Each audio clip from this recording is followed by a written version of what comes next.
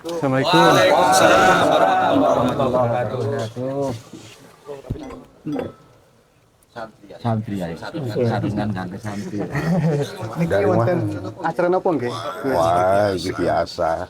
Ini kan panitia muslim ini. Oh, oh nggih, wau tadi Cangkruan ngopi-ngopi. tadi saya lewat. Ya kok di sini ada kumpul-kumpul, akhirnya saya mampir ke sini. Oh gitu. Ini Mas, Ini Mas. Yang ngopi rokok kan tradisi sehari dan orang-orang NU. Kalau kita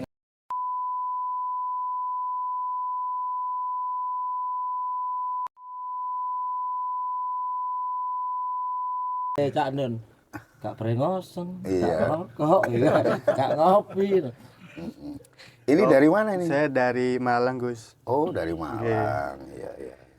Ini kan mumpung lagi acara Muswil Ishari Jawa Timur. Saya ingin menanyakan sesuatu terkait tentang Ishari. Boleh nggak, Oh, Gus? Nggih? nggih, monggo, monggo, monggo, monggo. Untuk Ishari itu sendiri sejarahnya bagaimana, Gus? Sejarah singkat mungkin. Secara singkat, sebenarnya berawal dari hadroh. Hadroh ini sudah ada sejak akhir abad 18. Yang ini adalah karya asli ulama Nusantara. Sudah berkembang di Jawa Timur, Pasuruan, Surabaya, Mojokerto, Jombang, dan sekitar ini sudah berkembang sejak akhir abad 18. Kemudian sampai pada abad 19 menjelang kemerdekaan, menjelang berdirinya NU, hadroh ini oleh Mbah Wahab Kasbullah itu sering dimintai tolong gitu kan, dimintai tolong untuk bagaimana mensiasati rapatnya para ulama-ulama itu tidak dikenali, tidak diketahui oleh patroli militer Belanda. Karena berkali-kali Mbah Wahab itu rapat, ketahuan oleh patroli militer Belanda itu terus dibubarkan. Gitu.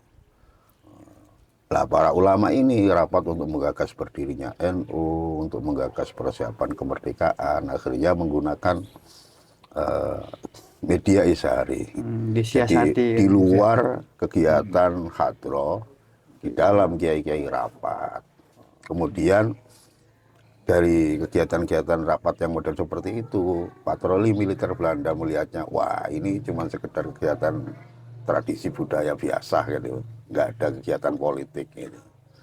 Nah, sehingga sampai pada berdirinya NU dan kemerdekaan Republik Indonesia ini. Jadi Ishari hadroh waktu itu ya, hadroh luar biasa, cukup berjasa. Sehingga setelah tahun 59 beriringan dengan panom-panom yang lain, Ansor, Fatayat dan lain sebagainya, oleh Mbah Wahab Ishari ditarik, dimasukkan menjadi panomnya NU gitu. Begitu, itu secara singkatnya. Sejarah singkat berarti itu tadi ya, yang pertama untuk mensiasati para rapatnya para ulama Iya, biar tidak iya, ketahuan oleh Belanda. iya, Terus sampai akhirnya Indonesia merdeka. iya, Terus Ishari masuk ke Banom iya. Nahdlatul Ulama. Itu kecerdasan Mbah Wahab aja itu sebenarnya, loh, biasa seperti itu gitu. Tapi kalau sebenarnya hadroh ini udah lama, Udah lama berkembang. sebelum. Tapi belum ada nama Ishari, Masih masih hadroh. hadroh. Ketika tahun 1959 itu dijadikan panomnya Nahdlatul Ulama, itu yang memberi nama Ishari itu adalah Mbah Wahab Hasbullah, Ikatan Seni Hadroh Republik Indonesia. Republik Indonesia pada waktu itu. Kan saya lihat Isharin itu kan ada apa nggih? Ada gerakan-gerakannya gitu loh, Gus. Apakah itu ada filosofinya apa gimana? Oh ada. Jadi nuansa hadroh itu memang semuanya nuansa ibadah. Jadi ibadah apa? Ibadah mahabbah Rasul. Ibadah cinta kepada Allah. Maka seluruh giat hadroh, baik gerakan tangan, gerakan badan ini mempunyai makna filosofi. Ya, ada istilahnya itu rodat ya. Oke, rodat. Ada rodat yang menggunakan badan. Ini adalah mensimbolkan lafaz Allah. Jadi gerakan badan ini mensimbolkan lafaz Allah. Artinya apa? Ketika kita bersolawat, ketika kita zikir kepada Allah, mengingat Nabi Muhammad, ya, tidak hanya lisan dan hati kita, tapi badan kita juga ikut berzikir kepada Allah. Begitu juga gerakan tangan. Gerakan tangan ini adalah membentuk, mengukir lafaz Muhammad. Ini juga demikian. Artinya kecintaan pada Nabi Muhammad ini tidak hanya berbentuk lisan dan ucapan, tapi gerakan. Sebagaimana kita tahu bahwa ketika Allah memerintahkan ibadah spiritual, maka mesti dikaitkan dengan ibadah sosial. Ketika Allah aqimus sholat, mesti wa'atuz zakat. Iya. Jadi hadroh ini ya, menumbuhkan cinta kepada Allah, ya, bahasanya itu, istilahnya itu spiritual di langit. Kemudian kepada Nabi Muhammad di bumi, ini adalah sebagai bentuk sosial. Hablum minallah, hablum minannas. Hablum minannas, begitu. Oke, berarti bukan hanya sekedar gerakan doang ya Gus, nggih? Iya. Ada makna. Ada makna. Dan ini sebenarnya makna ini semestinya tidak hanya sekedar dipahami oleh jamaah Izhari, karena tujuan hadroh kita adalah membentuk karakter manusia, kan gitu. Sehingga menjadi umat, menjadi masyarakat, ya, menjadi generasi yang lebih mempunyai kemaslahatan di umat manusia. Artinya kita tidak hanya menciptakan generasi yang saleh secara sosial, saleh secara spiritual, tapi juga saleh secara sosial. Namun sayang kadang-kadang ya kesalahan sosial ini itu masih belum maksimal terimplementasi di bumi ini, belum begitu membumi.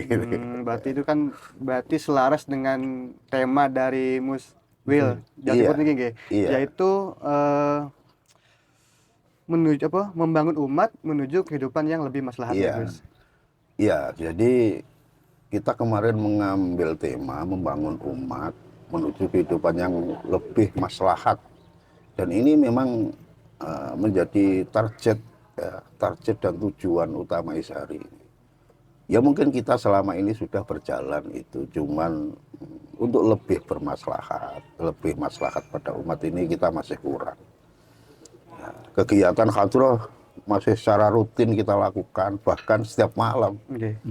Ini dalam rangka apa? Karena ini karya ulama kita, ulama Nusantara. Kita perlu melestarikan. Sebagaimana motonya NU itu kan dalam kaidahnya kan al-mukhafadhatu alal qadimi sholeh. Ya, kita Izhari ini perlu tidak hanya mukhafadhah alal qadimi sholeh saja, tapi bagaimana kita juga wal akhdu bil jadidil aslah. Berarti tadi nggih peranan Izhari membangun umat. Iya. Menjadi lebih maslahat nggih Gus? Iya. Terus napa namanya? Yang saya tahu kan Izhari ini sekarang dari dulu digandrungi oleh, mohon maaf, orang-orang tua, orang-orang sepuh. Iya. Itu apa yang menyebabkan Izhari ini tidak tidak menarik bagi anak-anak muda atau generasi Gen Z gitu lah. Begini, kalau dibilang tidak menarik sih ya cukup beralasan. Namun saya rasa tidak begitu ya. Jadi hadroh ini memang kelihatan yang zaman dulu ya. Tempo dulu hadroh itu orang tua-tua begitu. Tapi kalau hari ini insya Allah hadroh sudah mulai masuk pada generasi-generasi muda, anak-anak kecil, bahkan di anak-anak sekolah. Dan ini adalah hasil upaya pengurus-pengurus yang sudah berjalan selama ini karena melakukan perubahan manajemen, perubahan gerakan sosialnya. Kita sudah mulai berkolaborasi, bersinergi dengan elemen-elemen pendidikan, ya. Sehingga hadroh itu masuk di pondok pesantren, masuk di sekolahan-sekolahan mulai tingkat dasar menjadi eskul. Seperti contoh di Pondok Jenengan kan sudah ada gitu. Ya, gitu. Dan itu tidak di Pondok Jenengan, di beberapa tempat di madrasah-madrasah di bawah naungan Nahdlatul Ulama sudah mulai dikembangkan. Termasuk ini teman saya, ini Gus Zaki ini adalah yang getol gitu, melatih kader-kader Izhari. Jadi cara yang efektif sementara ini untuk mengenalkan Izhari ke kalangan muda itu memasukkan ke pendidikan, ke pesantren gitu ya. Iya, itu untuk menumbuhkan minat sejak dini. Dan kemudian memang harapan kita bagaimana Izhari ini lebih diminati. Kita akui, kita sadar bahwa Izhari ini dari segi alat musiknya ini kan klasik semua. kemudian lagu-lagunya klasik sudah dibawakan dengan musik klasik, lagu klasik, yang bawakan suaranya nggak enak lagi. Ini yang menyebabkan orang kurang menarik. Lah ke depan kita ingin bagaimana Ishari itu muncul dari generasi muda. Kita pilihkan yang suaranya bagus, dengan pukulan yang kompak, rancak, dengan roternya juga kompak. Saya kira kalau orang sudah masuk Ishari, kemudian ikuti roter dengan kompak, itu akan meresap di hati. Satu contoh saya sejak kecil, ya, saya sejak kecil suka rotet, mulai SD kecil itu. Maka akan meresap di hati gitu loh. Sampai hari ini ya rasanya susah untuk meninggalkan tidak mengikuti Ishari. Nah, ini kalau generasi kecil ini sudah berhasil kita bangun, saya yakin ke depan juga akan lebih baik. Harapan kita ya Ishari akan menjadi lebih baik ke depan. Lebih bermanfaat, membentuk karakter dan bermanfaat untuk kemasyarakatan umat secara sosial. Mungkin apakah di kepengurusan Ishari niku wonten apa namanya? Kaderisasi, Gus? Wonten nggih? Ada, ya. Nah, ini termasuk Muswil ini adalah kita ya melakukan gerakan-gerakan inovatif ya. Kita melakukan inovasi-inovasi untuk kebaikan Ishari ke depan. Artinya yang tadi sudah saya katakan, jadi kita tidak cukup hanya saleh spiritual tapi juga saleh sosial. Maka nanti diharapkan hasil Muswil ini menyusun program apa dan lain sebagainya, menata struktur kepengurusan, ada departemen ekonomi, departemen sosial. Karena bagaimanapun Ishari ini terkait dengan keumatan gitu loh. Di Jawa Timur saja ini yang tercatat ini ya, itu sudah 60.000. Nah, ini kan umat ini kan perlu kita bangun. Ya. Kita lakukan kaderisasi. Ya. Kita bangun kadernya, kita bangun SDM-nya, sehingga ke depan generasi kita untuk mengelola organisasi ini akan menjadi lebih baik. Ini secara membuktikan kenapa tahun 69 ya, tahun 59 Ishari masuk Banom NU, kemudian pada kurun berikutnya Ishari terlempar dari NU. Ini karena secara organisasi tidak ditata dengan baik, tidak terurus gitu loh. Tidak terurus dengan baik, sehingga ya wajar kemudian oleh PBNU semakin tersingkir, dan bahkan kiai-kiai muda NU itu kadang nggak kenal dengan Ishari. Ya, nggak kenal dengan Ishari. Saya berharap ke depan ini ya orang kenal lah dengan Ishari itu. Padahal kan dulu yang bawa hub sendiri kan. Iya, Ya. bawa hub sendiri. Kita bukan apa ya, bukan istilahnya nyerobot untuk masuk jadi panuh, enggak, justru kita diminta.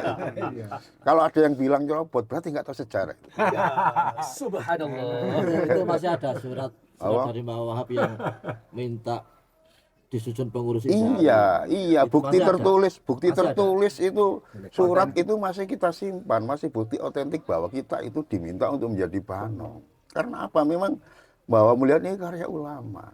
Jadi ini karya ulama, kreasi ulama Nusantara yang perlu dilestarikan, dirawat gitu sih. Iya, bukan karya yang dari luar loh ya. Ini asli murni.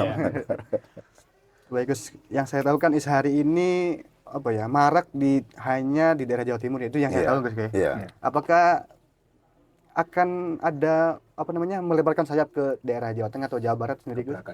Ya kalau kemarin saya lihat yang dilakukan oleh pengurus pusat Ishari ya sudah mulai membentuk beberapa pengurus wilayah di daerah-daerah. Namun itu belum hasil cara maksimal.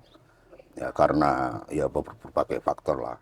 Kemarin ada COVID dan lain sebagainya. Kemudian terkendala dengan beberapa hal yang mungkin belum bisa cepat ya.